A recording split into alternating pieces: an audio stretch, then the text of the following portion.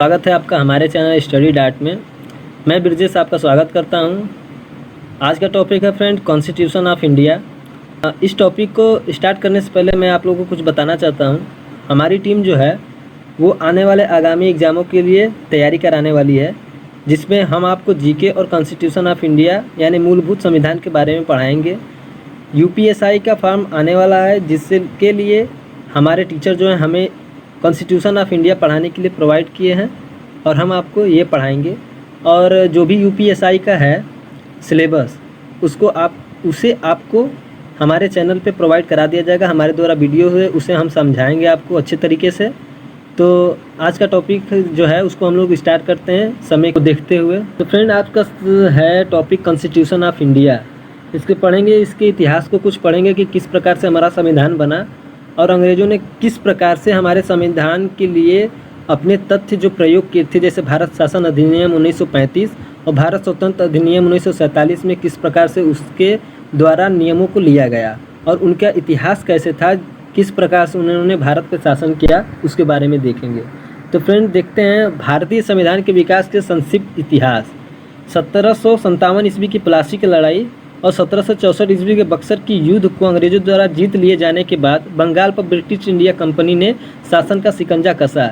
इसी शासन को अपने अनुकूल बनाए रखने के लिए अंग्रेजों ने समय समय पर कई एक्ट पारित किए जो भारतीय संविधान के विकास की सीढ़ियां बनी।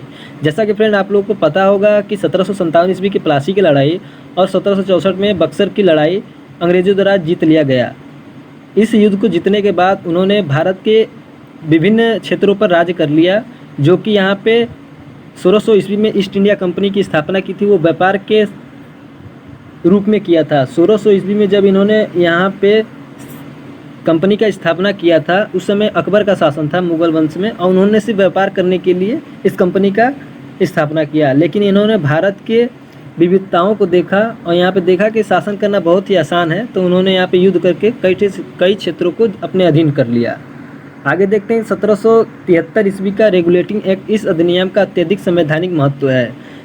1773 में सबसे पहले रेगुलेटिंग एक्ट पारित हुआ जो अंग्रेजों द्वारा ब्रिटिश इंडिया कंपनी द्वारा लागू किया था। इसके निम्न जो है कारण इस प्रकार हैं, देखें।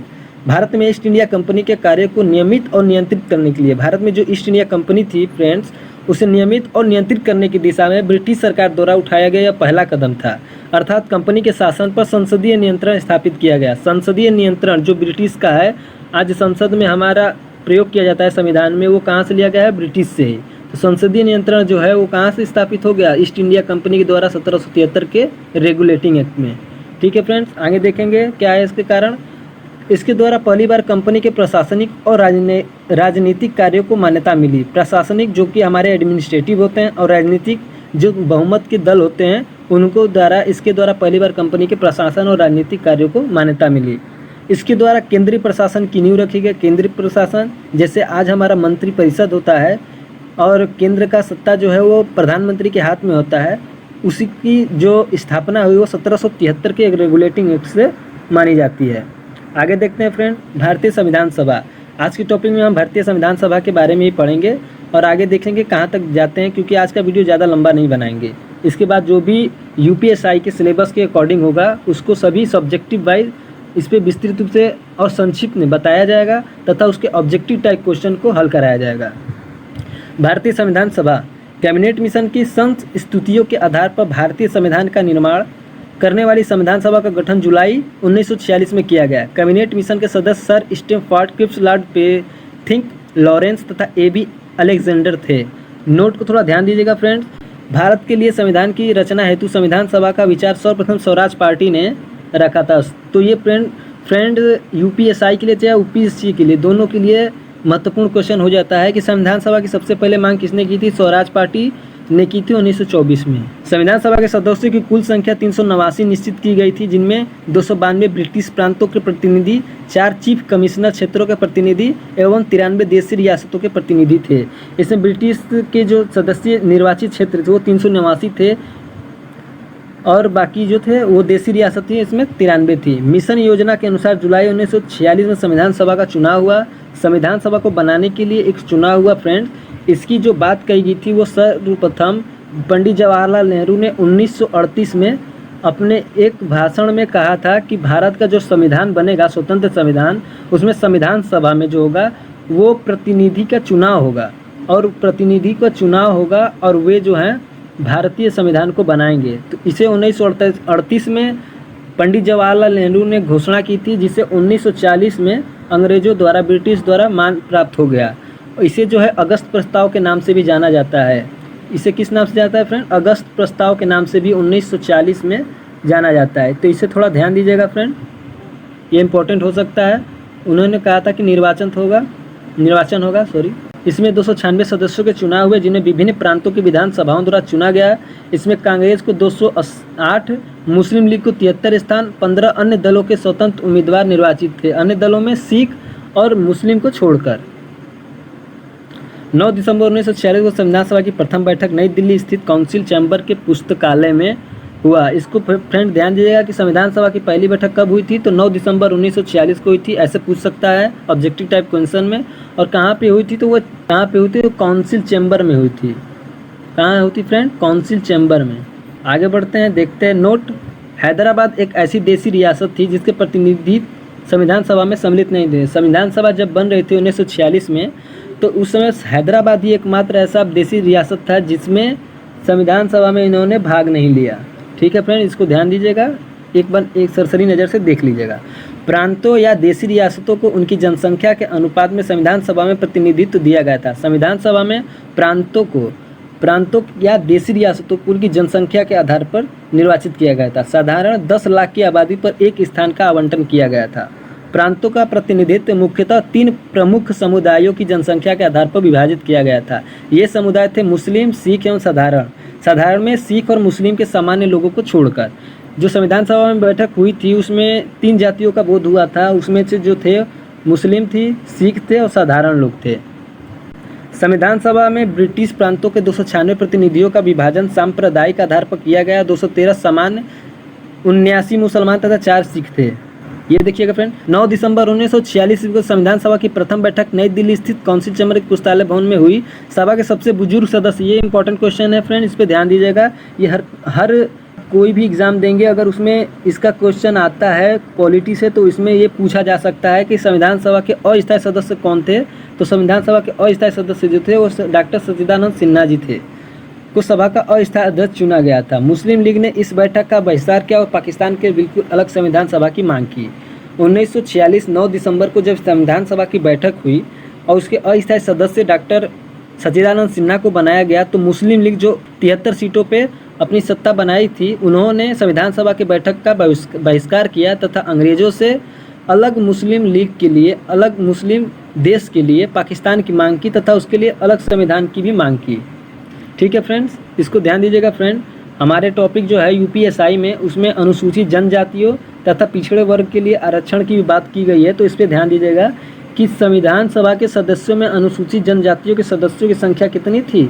33 थी। इसे ध्यान दीजिएगा कि संविधान सभा के सदस्यों में अनुसूचित जनजाति के सदस्यों की संख्या 33 थी। ये पूछा जा सकता है। संविधान सभा में महिलाओं की संख्या कितनी थी? 15 थी। ठीक है फ्रेंड, इस पर ध्यान दीजिएगा क्योंकि महिलाओं की भी बहुत महत्व दिया जाता है। 11 दिसंबर 1946 को डॉक्टर राजेंद्र प्रसाद संविधान सभा के स्थायी अध्यक्ष निर्वाचित किए गए। अस्थायी सदस्य कौन था फ्रेंड? सच्चिदानंद सिन्हा। और स्थायी सदस्य कौन था? डॉक्टर राजेंद्र प्रसाद। तो इसको थोड़ा ध्यान दीजिएगा। संविधान सभा की कार्यवाही 13 दिसंबर 1946 को जवाहरलाल नेहरू द्वारा पेश किए गए उद्देश्य प्रस्ताव के साथ प्रारंभ हुआ। संविधान सभा की बैठक 9 दिसंबर को हुई और उसकी बातें जो चालू हुई, स्टार्ट हुई, वो 13 दिसंबर से हुई। 22 जनवरी 1947 को उद्देश्य प्रस्ताव की स्वीकृति के बाद संविधान सभा ने संविधान निर्माण हेतु अनेक समितियां नियुक्त की। इनमें प्रमुख थी वार्ता समिति, संघ संविधान समिति, प्रांतीय संविधान समिति, संघ समिति, प्रारूप समिति। फ्रेंड, इसको थोड़ा एक नज़र देख लीजिएगा सरसरी नज़र से। जब 22 जनवरी 1947 को उद्देश्य प्रस्ताव स्वीकृति के बाद संविधान सभा ने संविधान निर्माण हेतु अनेक समितियां नियुक्त की। इसमें वार्ता समिति, संघ समिति, संविधान समिति, प्रांतीय संविधान समिति, संघ शक्ति समिति और प्रारूप समिति। सबसे महत्वपूर्ण जो है प्रारूप समिति थी। इसके बारे में नीचे हम पढ़ेंगे। इसके सदस्य कौन थे? BN राव द्वारा तैयार किए गए संविधान के प्रारूप पर विचार विमर्श करने के लिए संविधान सभा द्वारा 29 अगस्त 1947 ईस्वी को एक संकल्प पारित करके प्रारूप समिति का गठन किया गया तथा इसके अध्यक्ष के रूप में डॉक्टर भीमराव अम्बेडकर को निर्वाचित किया गया। डॉक्टर भीमराव अम्बेडकर को जो है प्रारूप समिति का अध्यक्ष चुना गया। ठीक है फ्रेंड, इस पे ध्यान दीजिएगा। प्रारूप समिति के सदस्यों की संख्या 7 थी। प्रारूप समिति के सदस्यों की संख्या 7 थी BN राव द्वारा तैयार किए गए संविधान के प्रारूप पर। तो इसके 7 सदस्य कौन थे? पहले थे डॉक्टर भीमराव अंबेडकर, जो कि प्रारूप समिति के अध्यक्ष थे, इस पे ध्यान दीजिएगा। दूसरे थे N गोपाल स्वामी अयंगर।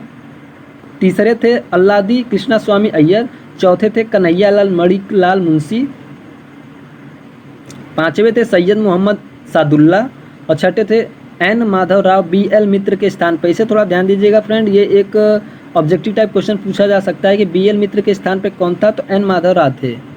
सातवें थे DP खेतानी। 1948 में इनकी मृत्यु के बाद TT कृष्णामाचारी सदस्य की स्थापना को बनाया गया।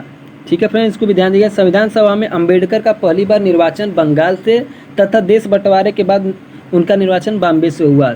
3 जून 1947 ईस्वी की योजना के अनुसार देश का बंटवारा हो जाने पर भारतीय संविधान सभा की कुल सदस्य संख्या 389 से अब 324 नियत की गई थी, जिसमें 235 स्थान प्रांतों के लिए, 89 स्थान देशी राज्यों के लिए थे। देश विभाजन के बाद संविधान सभा का पुनर्गठन 31 अक्टूबर 1947 ईस्वी को किया गया। 31 दिसंबर 1947 ईस्वी संविधान सभा के सदस्यों की कुल संख्या 299 थी, जिसमें प्रांतीय सदस्यों की संख्या 229 एवं देशी रियासतों के सदस्यों की संख्या 70 थी। प्रारूप समिति ने संविधान के प्रारूप पर विचार विमर्श करने के बाद 21 फरवरी 1948 को संविधान सभा की अपनी रिपोर्ट पेश की। इसको ध्यान दीजिएगा फ्रेंड। संविधान सभा में संविधान का प्रथम वाचन 4 नवंबर से 9 नवंबर 1948 तक चला। संविधान पर दूसरा वाचन 15 नवंबर 1948 ईस्वी को प्रारंभ हुआ, जो 17 अक्टूबर 1949 ईस्वी तक चला। और संविधान सभा द्वारा संविधान का तीसरा वाचन 14 नवंबर 1949 को प्रारंभ हुआ, जो 26 नवंबर 1949 तक चला और संविधान सभा द्वारा संविधान को पारित कर दिया गया।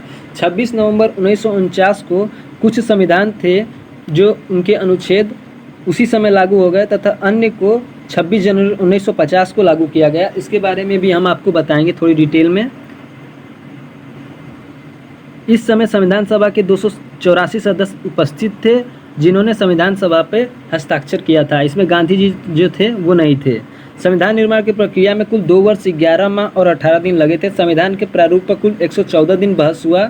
संविधान निर्माण कार्य में कुल मिलाकर 64 लाख कह सकते हैं व्यय हुआ था। एक और बात आपको बताना चाहेंगे फ्रेंड, संविधान सभा को 2 कार्यों को जिम्मा सौंपा गया था। उसमें एक था संविधान का निर्माण, दूसरा था कानून का निर्माण। इसमें दोनों कार्य दिन प्रतिदिन किए जाते थे। जैसे एक दिन यदि संविधान का निर्माण की बात होती थी तो दूसरे दिन कानून की बात होती थी।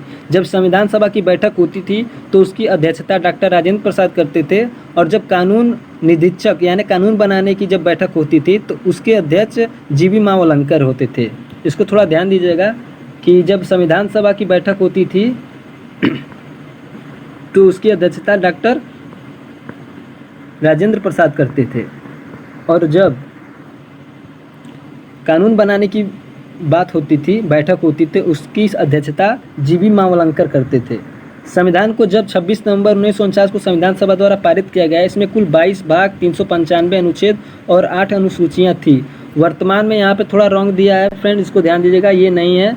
वर्तमान में जो है 25 भाग हैं, 470 अनुच्छेद हैं एवं 12 अनुसूचियाँ। ये सही है, ये गलत है, इसको मत देखिएगा, ये भी गलत है। 25 अनुच्छेद हैं। आपको फिर से बता दूंगा फ्रेंड कि वर्तमान में 25 भाग हैं, 470 अनुच्छेद हैं तथा 12 अनुसूचियाँ हैं। संविधान के कुल अनुच्छेदों में से 15 अर्थात इतने अनुच्छेदों को 26 नवंबर 1949 ईस्वी को प्रवर्तित कर दिया गया यानी लागू कर दिया गया, जबकि शेष अनुच्छेदों को 26 जनवरी 1950 को लागू किया गया। इसकी भी एक ऐतिहासिक घटना है जो हम आपको बताना चाहेंगे। 26 जनवरी 1950 को संविधान सभा को क्यों लागू किया गया? इसका मूल कारण ये है कि जब 1930 में लाहौर अधिवेशन हुआ था, उस समय भारतीय कांग्रेस पार्टी के नेता थे पंडित जवाहरलाल नेहरू ने स्वतंत्र स्वराज की स्थापना की तथा स्वतंत्र स्वराज के लिए स्वतंत्रता का मान अपनाया। इसी को ऐतिहासिक रूप में जानने के लिए संविधान सभा को 26 जनवरी 1950 को लागू किया गया। संविधान सभा की अंतिम बैठक 24 जनवरी 1950 को हुआ। और उसी दिन संविधान सभा के डॉक्टर राजेंद्र प्रसाद को भारत का प्रथम राष्ट्रपति चुना गया। संविधान सभा 26 जनवरी 1950 से 1951-52 में हुए आम चुनाव के बाद बनने वाले नई संसद के निर्माण तक भारत का अंतरिम संसद के रूप में काम किया। यानी कि भारत का प्रथम संसद का नाम बताएं तो वो संविधान सभा ही थी। संविधान सभा ही भारत की प्रथम संसद के रूप में जाना जाता है।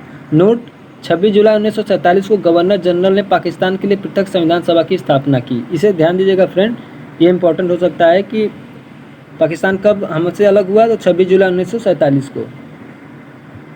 भारतीय संविधान की उद्देशिका अथवा प्रस्तावना, इसको फ्रेंड हम अगले वीडियो में आपको प्रोवाइड करा देंगे, और वो भी विधिवत। आज का टॉपिक जो है यहीं पे हम समाप्त करते हैं। अगर आपको ये वीडियो अच्छा लगा हो तो लाइक करें, कमेंट करें, अगर दिल करे तो आपका सब्सक्राइब भी करें और हमारे चैनल के साथ जुड़ें। धन्यवाद फ्रेंड।